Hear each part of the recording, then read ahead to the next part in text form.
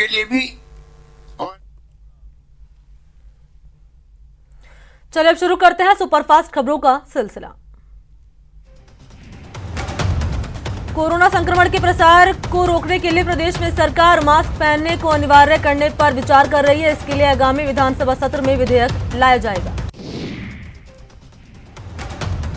CM Ashok Gehlot ने mask पहनना अनिवार्य बनाने के लिए कानून बनाने की घोषणा की। कोरोना जन आंदोलन संवाद के दौरान सीएम गहलोत ने इस बात का ऐलान किया। सीएम गहलोत ने अधिकारियों के साथ वीडियो कॉन्फ्रेंसिंग के जरिए कोरोना के हालात पर मंथन किया। मुख्यमंत्री ने कहा कि कोरोना वैक्सीन आते ही टीकाकरण पुख्ता इंतजाम किए जाएंगे, तब तक मास्क और 2 गज की दूरी बहुत जरूरी है। सीएम अशोक गहलोत ने कोरोना पर मंथन के दौरान केंद्रीय मंत्री अर्जुन राम मेघवाल पर चुटकी ली। मुख्यमंत्री ने कहा कि मेघवाल जी भाभी जी पापड़ बांटते बांटते कोरोना पॉजिटिव हो गई। कह रहे थे कि भाभी जी पापड़ खाएंगे तो कोरोना नहीं होगा। साथ ही सीएम गहलोत ने प्रदेशवासियों से पटाखे रहित दीपावली मनाने की अपील की। सीएम ने कहा कि आतिशबाजी से होने वाले प्रदूषण से कोविड फैलने का खतरा बढ़ता है। जन आंदोलन कार्यक्रम में चिकित्सा मंत्री रघु शर्मा और गोविंद सिंह डोटासरा भी जुड़े। रघु शर्मा ने कहा कि कोरोना इलाज के राजस्थान के प्रोटोकॉल को कई प्रदेशों और देशों ने अपनाया है। कोरोना जन आंदोलन पर सीएम के संवाद में अंतर्राष्ट्रीय पदक विजेता रजत चौहान और राजूलाल ढाका भी जुड़े। रजत चौहान और राजूलाल ढाका को डिप्टी एसपी नियुक्त होने पर सीएम गहलोत ने बधाई दी।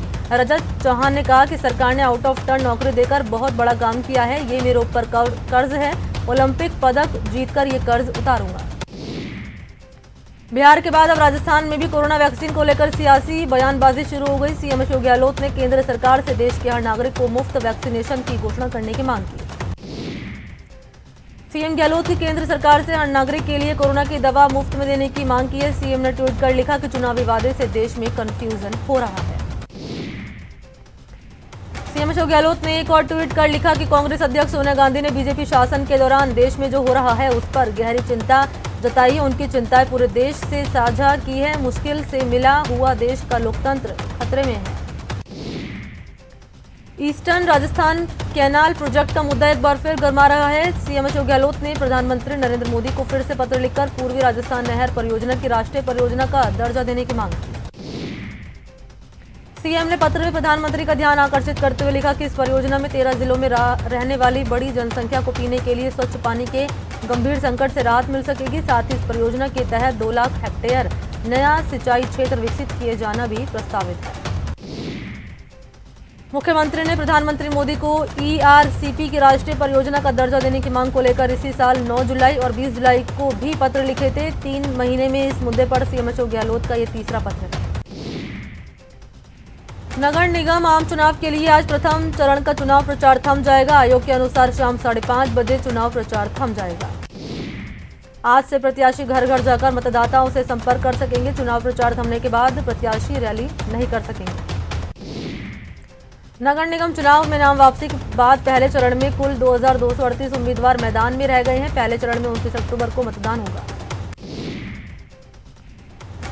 कांग्रेस ने निकाय चुनाव, पंचायती राज चुनाव और हस्ताक्षर अभियान के लिए कंट्रोल रूम बनाए। तीनों कंट्रोल रूम में नेताओं की ड्यूटी लगाई गई। कृषि कानून के खिलाफ कांग्रेस को 7 नवंबर तक हस्ताक्षर करवाकर भेजने हैं। निकाय चुनाव को लेकर बीजेपी ने विजन डॉक्यूमेंट जारी किया। जयपुर में बीजेपी दफ्तर में केंद्रीय मंत्री अर्जुन मेघवाल, पूर्व मंत्री अरुण चतुर्वेदी और अशोक परनामी की मौजूदगी में विजन डॉक्यूमेंट जारी किया गया। बीजेपी के विजन डॉक्यूमेंट को लेकर परिवहन मंत्री प्रताप सिंह खाचरवास ने बीजेपी पर निशाना साधा। खाचरवास ने कहा कि विजन डॉक्यूमेंट पर पूर्व सीएम वसुंधरा राजे का फोटो तक नहीं, इसका मतलब बीजेपी वसुंधरा राजे के विजन को नहीं मानती। सीकर सांसद सुमेधानंद सरस्वती ने जोधपुर में नगर निकाय चुनाव को लेकर जनसंपर्क किया। सांसद सुमेधानंद सरस्वती ने बीजेपी उम्मीदवारों के समर्थन में जनसंपर्क करते हुए बीजेपी के पक्ष में मतदान करने की अपील की। कोटा के नगर निगम चुनाव में बीजेपी ने तेजी पकड़ ली है। कोटा में यूडीएच मंत्री शांति धारीवाल ने रोड शो किया। उन्होंने स्टेशन इलाके के बधाना से भीमगंज मंडी तक रोड शो किया। राष्ट्रीय लोकतांत्रिक पार्टी के राष्ट्रीय संयोजक और नागौर सांसद हनुमान बेनीवाल के निवास पर सीकर, झुंझुनू और चूरू जिले के पदाधिकारी और कार्यकर्ताओं की बैठक हुई, जिसमें पंचायती राज चुनाव को लेकर चर्चा हुई। बेनीवाल ने कहा कि सभी लोग चाहते हैं कि आरएलपी पंचायत चुनाव लड़े, लिहाजा वो पूरी मजबूती के साथ इस चुनाव में उतरेगी। कोटा में फर्जी दस्तावेज के आधार पर नगर निगम चुनाव लड़ रहे लोगों के खिलाफ बीजेपी ने जिला निर्वाचन अधिकारी से शिकायत की। बीजेपी ने आरोप लगाया है कि नगर निगम चुनाव में कांग्रेस के 3 प्रत्याशियों के जाति प्रमाण पत्र फर्जी लगाकर नामांकन दाखिल किया गया है। राजस्व मंत्री हरीश चौधरी का सीकर पहुंचने पर कांग्रेसी कार्यकर्ताओं ने जोरदार स्वागत किया। इस दौरान उन्होंने बीजेपी पर हमला बोलते हुए बीजेपी को जुमलों वाली सरकार बताया। बीजेपी सांसद जसकौर मीणा के विवादित बयान पर सांसद किरोड़ी लाल मीणा ने टिप्पणी की। मीणा ने कहा कि सांसद जसकौर मीणा को अमर्यादित भाषा का उपयोग नहीं करना चाहिए। कोटा में पीपलदा विधायक राम नारायण मीणा ने करीब 1.5 करोड़ से ज्यादा लागत से शुरू होने वाले विकास कार्यों का शिलान्यास किया। इस दौरान मीणा ने कहा कि नगर का विकास हम सबकी पहली प्राथमिकता है। सीएम गहलोत ने वीडियो कॉन्फ्रेंसिंग के जरिए सीकर जिले के अधिकारियों के साथ कोरोना जागरूकता कार्यक्रम में लगे समन्वयकों से संवाद किया। इस दौरान सीएम ने सीकर में कोरोना जागरूकता के लिए किए जा रहे प्रयासों की सराहना की। प्रदेश में 5 सूत्रीय मांगों को लेकर सोमवार को व्यावसायिक शिक्षकों ने धरना दिया। शिक्षा विभाग ने वार्ता कर समाधान के लिए 10 दिनों का आश्वासन दिया। व्यावसायिक शिक्षकों ने अपने आंदोलन को 10 दिनों के लिए स्थगित करने का फैसला लिया। साथ ही अगर 10 दिन में समस्या का समाधान नहीं हुआ तो फिर से आंदोलन किया जाएगा। प्रदेश में स्कूल और कोचिंग संस्थान स्टेप बाय स्टेप खुलेंगे और इसके लिए मानक संचालन प्रक्रिया का पालन किया जाएगा। गृह विभाग ने जो गाइडलाइन का प्रारूप तैयार किया है उसे चिकित्सा और स्वास्थ्य विभाग और शिक्षा विभाग को सुझाव के लिए भेज दिया गया है। चूरू में प्रेमी युगल ने प्रेम विवाह के बाद एसपी से सुरक्षा की गुहार लगाई। प्रेमी जोड़े ने अपने परिजनों से जान का खतरा बताया। कोटा में खेत में काम करते समय कीटनाशक दवाई का सेवन करने से 16 साल के किशोर की मौत हो गई। मृतक के शव का पुलिस ने पोस्टमार्टम कराकर परिजनों को सुपुर्द कर दिया। सवाई माधोपुर के बटोदा थाना क्षेत्र में कुंड में युवक का शव मिलने से सनसनी फैल गई। घटना की सूचना मिलने के बाद ही बटोदा थाना पुलिस मौके पर पहुंची और कुंड से शव को निकालकर अपने कब्जे में लिया। चूरू के राजगढ़ तारानगर रोड पर टोल पर हुई मारपीट मामले में पुलिस ने 5 आरोपियों को गिरफ्तार किया। आरोपियों ने टोल पर सीएमएचओ और उनके ड्राइवर के साथ मारपीट की थी। सीकर में थाना अधिकारी के पिता की आत्महत्या मामले में नया ट्विस्ट आया। मामले में ग्रामीणों ने निष्पक्ष जांच करवाने की मांग करते हुए थानाधिकारी बेटे के आरोपों को झूठा बताया। जयपुर में जेडीए ने कार्रवाई करते हुए गोविंदपुरा रोपाडा से 80 बीघा सरकारी जमीन को अतिक्रमण मुक्त करवाया। पिछले 30 से 35 साल से इस जमीन पर अतिक्रमण था। बीकानेर पुलिस ने मादक पदार्थ के खिलाफ कार्रवाई करते हुए 2 आरोपियों को गिरफ्तार किया। आरोपी के पास से एक गाड़ी भी बरामद हुई। बीकानेर की कोलायत थाना पुलिस ने मादक पदार्थ के खिलाफ कार्रवाई करते हुए अवैध शराब की बड़ी खेप के साथ 2 आरोपियों को गिरफ्तार किया। पुलिस ने आरोपियों के कब्जे से एक गाड़ी भी जब्त की। अलवर में एनईबी थाना पुलिस ने फरार चल रहे शराब तस्कर को गिरफ्तार किया। फिलहाल पुलिस दोनों आरोपियों से पूछताछ में जुटी है। दौसा में पुलिस ने बेशकीमती जमीन पर कब्जा करने का प्रयास कर रहे भूमाफिया को गिरफ्तार किया। साथ ही काम को भी रुकवा दिया। श्रीगंगानगर में न्यूज 18 की खबर का असर हुआ। अनूपगढ़ में 22 अक्टूबर से चल रहा धरना पुलिस की समझाइश के बाद समाप्त हो गया। पुलिस ने आरोपियों की गिरफ्तारी का आश्वासन दिया। चूरू की महिला सुरक्षा और सलाह केंद्र ने आज लंबे समय से बिछड़े पति पत्नी को मिलवाया। महिला सुरक्षा और सलाह केंद्र ने मामले का निस्तारण करते हुए अपने पति से दूर रह रही पत्नी को ससुराल के लिए ऑफिस से ही रवाना किया। जयपुर में जासूसी का आरोपी रोशन दीन को पुलिस ने गिरफ्तार किया। आरोपी पर पाक हैंडलिंग अफसर के इशारे पर काम करने का आरोप है। आरोपी रोशन दीन बाड़मेर का रहने वाला है, जो व्हाट्सएप के पाकिस्तान के अफसरों को गोपनीय सूचना भेजता था। श्रीगंगानगर में डेरा सच्चा सौदा की ओर से संचालित सतनाम सिंह अस्पताल के एक चिकित्सक ने आत्महत्या कर ली। घटना की सूचना मिलते ही पुलिस मौके पर पहुंची और शव को कब्जे में ले लिया। दौसा में एटीएम में तोड़फोड़ का मामला सामने आया। अज्ञात बदमाशों ने शहर के आगरा रोड स्थित केनरा बैंक के एटीएम में घुसकर एटीएम को तोड़ने की कोशिश की। इस दौरान बदमाशों ने एटीएम में लगे सीसीटीवी भी तोड़ दिए। अलवर के महिला अस्पताल में 10 दिन के नवजात को कोई पालना गृह में छोड़कर चला गया। बच्चे को शिशु अस्पताल में भर्ती करा दिया। बच्चा पूरी तरह स्वस्थ है। करौली में जमीन विवाद में पुजारी को जिंदा जलाकर मार डालने के बाद महज 18 दिन बाद ही अलवर में भी दिल दहला देने वाला मामला सामने आया। अलवर के कुमपुर गांव में 5 महीने से तनख्वाह मांग रहे शराब ठेके के सेल्समैन की जिंदा जलाकर हत्या कर दी गई। परिजनों की शिकायत पर पुलिस ने सुभाष यादव और ठेकेदार राकेश यादव के खिलाफ हत्या और SC/ST एक्ट के धाराओं में केस दर्ज किया। कोटा रामपुरा थाना इलाके में धड़ल्ले से चल रहे जुआ और सट्टे की बावजूद भी कार्रवाई न करने के मामले में SHO के बाद अब हेड कांस्टेबल शंकर लाल और कांस्टेबल दुर्गा लाल को भी सस्पेंड कर दिया गया है। चूरू जिले के सुजानगढ़ कस्बे में मोबाइल की दुकान में हुई 10 लाख की चोरी मामले में सीसीटीवी फुटेज सामने आया। सीसीटीवी फुटेज में 56 लोग शातिराना अंदाज से चोरी की वारदात को अंजाम देखे जा सकते हैं। बता दें कि चोरों ने 22 अक्टूबर को इस चोरी की वारदात को अंजाम दिया था। भरतपुर के डीग के गिरसे में जमीनी विवाद को लेकर दो पक्षों में खूनी संघर्ष हो गया। इस दौरान 60 साल के बुजुर्ग की पीठ में गोली लग गई, जिसकी इलाज के दौरान मौत हो गई। अलवर में पुलिस ने बड़ी कार्रवाई करते हुए फर्जी दस्तावेज बनाकर ठगी करने वाले गैंग का भंडाफोड़ किया। पुलिस ने गैंग के 5 बदमाशों को गिरफ्तार किया। उनके कब्जे से 44 फर्जी SIM card, 1 laptop, 1 Creta car, 1 biometric machine जब्त की। रामगंज थाना इलाके के निर्माणाधीन स्थल से बिजली तार चुराने का मामला सामने आया। पुलिस के मुताबिक चोरों ने करीब 2.5 लाख रुपए के बिजली तार चोरी कर लिए। पुलिस ने अज्ञात चोरों के खिलाफ मामला दर्ज कर जांच शुरू की। प्रदेश में शुद्ध के लिए युद्ध अभियान शुरू हो गया। सीएम गहलोत ने कहा कि खाद्य पदार्थों में मिलावट व्यक्ति ही नहीं बल्कि समाज की जान के साथ खिलवाड़ है, जो कि एक जघन्य अपराध की श्रेणी में आता है। बूंदी में दिवाली को देखते हुए ट्रैफिक विभाग हरकत में आया। नगर परिषद की ओर से बाजार में दुकानों के बाहर सामान फेंकने वालों को चेतावनी दी गई। शुद्ध के लिए युद्ध अभियान के तहत आज भीलवाड़ा प्रशासन और स्वास्थ्य विभाग ने गांधीनगर में मिर्ची के बड़े व्यापारी के यहां छापेमारी की। इस कार्रवाई में करीब 32 क्विंटल मिलावटी मिर्ची, हल्दी और धनिया पाउडर बरामद किया गया। त्योहारी सीजन पर चूरू जिले में आज से शुद्ध के लिए युद्ध अभियान का आगाज हुआ। जिला मुख्यालय पर मिलावटी खाद्य सामग्री की बिक्री पर अंकुश लगाने के लिए तहसीलदार की अगुवाई में आज अभियान चलाकर कई प्रतिष्ठानों पर जांच की गई और संदेह पर मावे के सैंपल लिए गए।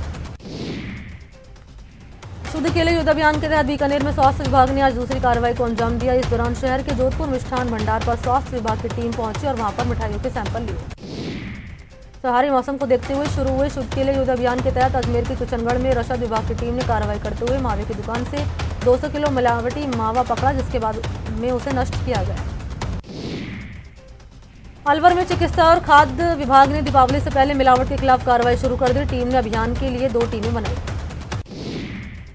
प्रदेश में चल रहे शुद्ध के लिए युद्ध अभियान के तहत कोटा में बड़ी कार्रवाई करते हुए कोटा के रानपुर में ऑयल कंपनी पर कार्रवाई करते हुए 1799 किलो रिफाइंड तेल सीज किया गया, जिसकी कीमत 2,58,000 रुपए बताई जाती है।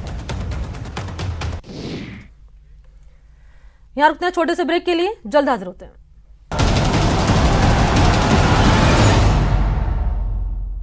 अठारह पर कोरोना की हर खबर देखते रहिए न्यूज़ 18 इंडिया पर। भैया राम राम नमस्कार। बाहर ना जाना, कुछ बता रहे हैं, कुछ चेता रहे हैं। आपने लॉकडाउन के दौरान देखा कि हम क्या कर रहे हैं। कोरोना काल में लोग एक दूसरे को समझा रहे हैं। बड़े बड़े लोग वीडियो बना रहे हैं। आप गाना जानते हैं तो गाइए या फिर अपना हुनर दिखाइए।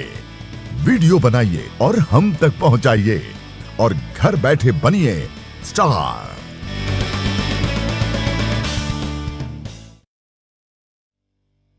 न्यूज़ 18 इंडिया आपका पसंदीदा नेशनल न्यूज चैनल उपलब्ध है डिश टीवी के चैनल नंबर 663 और D2H के चैनल नंबर 306 पर। कोरोना की हर खबर देखते रहिए न्यूज़ 18 इंडिया पर। अहम है विचार सरकार के फैसलों पर। लोगों का रेजिस्टेंस सड़कों पर जरूरी है खरी बात हर किसी की भागीदारी पर।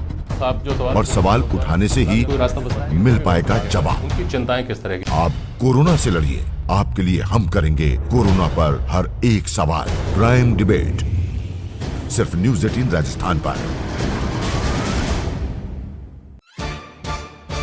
सवाल सारे, मुद्दे तमाम, माइक पर सरे आम होकर ऑटो पे सवार। जब पूछेगा रिपोर्टर आपके क्षेत्र के हर मसले का जवाब मिलेगा बिल्कुल नए अंदाज में। जब आएगा ऑटो में रिपोर्टर, रोज रात 8:26 पर सिर्फ न्यूज़ 18 राजस्थान पर। जरूरी है कोरोना की हर एक खबर, जरूरी सरकार के फैसलों का असर, सियासत की चाल और इकोनॉमी का हाल जानना जरूरी, बाजार से एग्रीकल्चर और रोजगार की खबर भी जरूरी। इसलिए देखिए जरूरी खबरों का प्राइम टाइम न्यूज़ 18 प्राइम सिर्फ न्यूज़ 18 राजस्थान पर।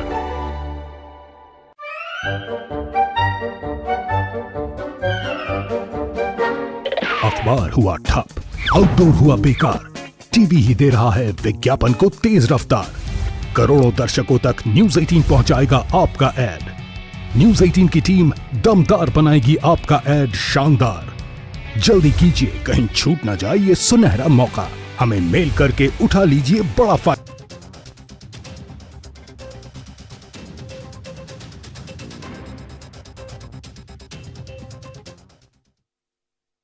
जब भी गोल्ड लोन का ख्याल आए तो मुथूट फाइनेंस का ही नाम आए। कॉल कीजिए 1-800-313-1212।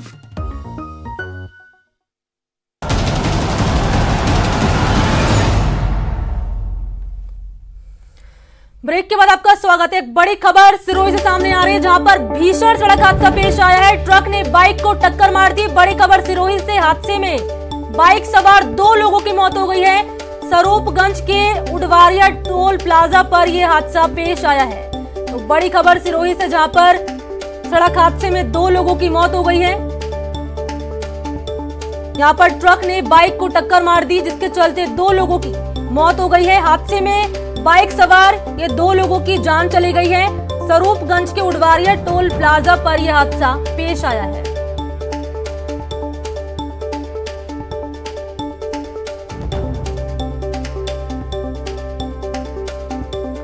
चलिए अब सुपरफास्ट खबरों के सिलसिले को आगे बढ़ाते हैं। टोंक जिले के सोहेला डिग्गी मार्ग पर ट्रैक्टर और बाइक की भिड़ंत हो गई। हादसे में बाइक सवार 3 भाइयों में से एक भाई की मौके पर ही दर्दनाक मौत हो गई। टोंक के सोहेला में ट्रैक्टर और बाइक में टक्कर हो गई। हादसे में एक शख्स की मौत हो गई, जबकि 2 लोग घायल हो गए। सिरोही में तेज रफ्तार कार अनियंत्रित होकर दुकान में घुस गई। हादसे में कार सवार महिला घायल हो गई। कार माउंट आबू से आ रही थी। कोटा के सिमल्या थाना इलाके में एक दर्दनाक सड़क हादसा हो गया। हादसे में बाइक सवार 2 लोगों की मौत हो गई। दरअसल दोनों बाइक सवार खेत में फसल को पानी देकर वापस घर लौट रहे थे। इसी दौरान तेज रफ्तार से आ रही कार ने उन्हें टक्कर मार दी। उदयपुर के मादड़ी एकलेंगपुरा हाईवे के आयड पुलिया से बेकाबू ट्रक नीचे गिर गया। हादसे में चालक के ट्रक के नीचे दबने से मौत हो गई, जिसके बाद पूरे इलाके में हड़कंप मच गया। दौसा से डीडवाना गांव में टवेरा कार और ट्रक में भीषण टक्कर हो गई, जिससे टवेरा कार पलट गई। हादसे में टवेरा पर सवार 7 लोग गंभीर रूप से घायल हो गए। वहीं ट्रक ड्राइवर मौके से ट्रक लेकर फरार हो गया।